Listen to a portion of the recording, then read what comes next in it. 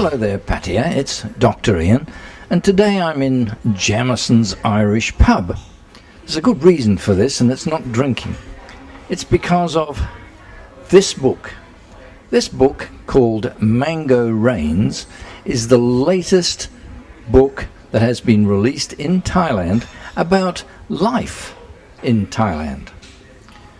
The author is Dorothy, and Dan is the executive editor of the Pattaya Mail, the newspaper you all read. Dan, welcome to the show. Well, thanks for having me. Now then, tell us a little bit more about Mango Rains. For example, how long did it take you to write it? Well, that's actually a dual answer to that question. I wrote it back in 1992.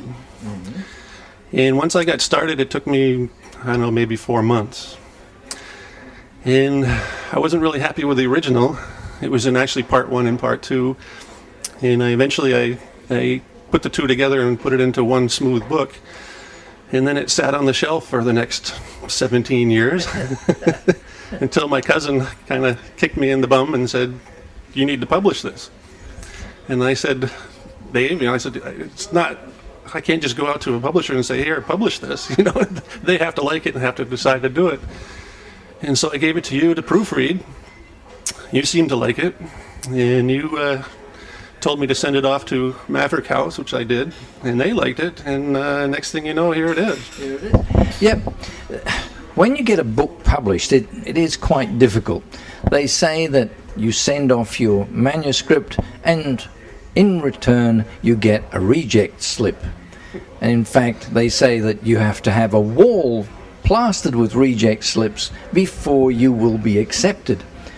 I must admit, I have been very lucky with Maverick House, with my books, and Dan has also been lucky. However, I don't really believe that Dan's book required luck. This is probably the most moving book that I have read about life in Thailand.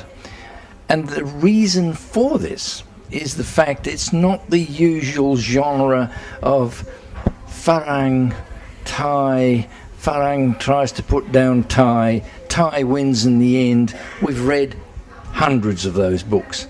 This is a book about Thais relating to Thais.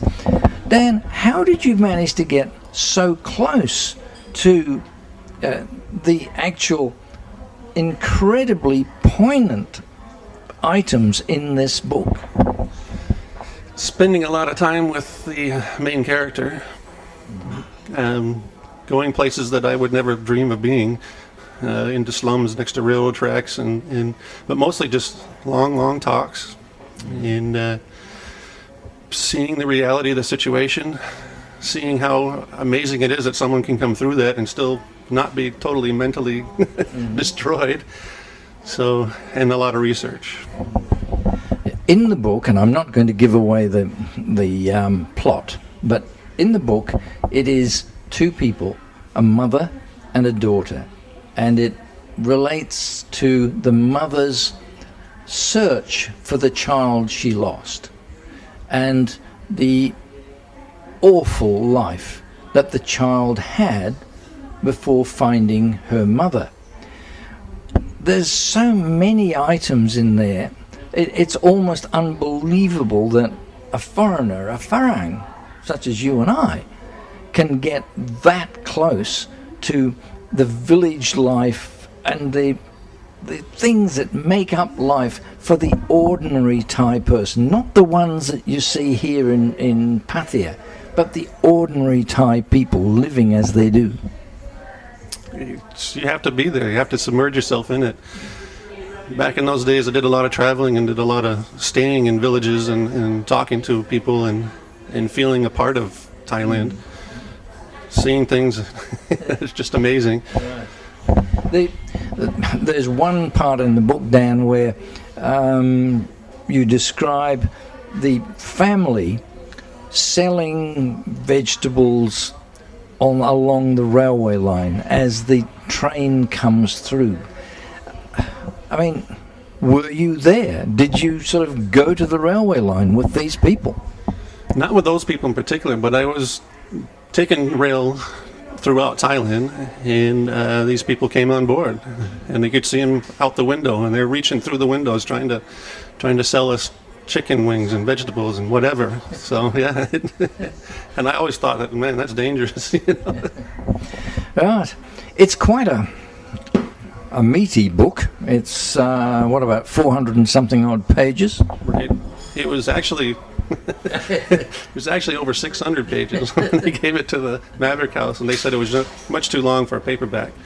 And so we kind of cut it down to cut out a lot of the extraneous material, and it's now 440 or whatever it is. So that's one thing you learn when you become an author, that these words may be yours, but they're not inviolate. The publisher has the last word, and you're very much in the hands of the publisher. Now, Dan, the cover with the mother with a daughter, is that the actual people, or is just representative? It's just representative. And I don't know how deep I should go into this, but there was actually another cover, the first cover that they came out with, and I loved it. It was beautiful. It was orange and a sunset, and there was a woman walking with a baby in her arms.